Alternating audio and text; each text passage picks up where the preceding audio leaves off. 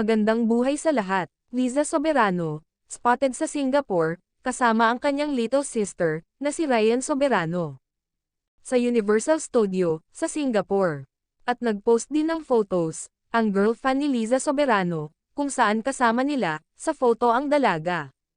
Ayon sa caption ng fan, Liza Soberano, just now here in USS. Maka-starstruck, ang kanyang kagandahan. Ang lucky ng mga fans na ito.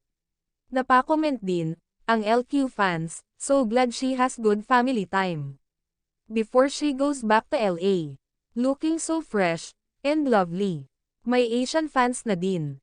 Spotted din, si Enrique Hill, sa Green Hills, with a lucky fans. Good luck both of you guys. God will bless you, mabuhay tayong lahat. More updates sa susunod.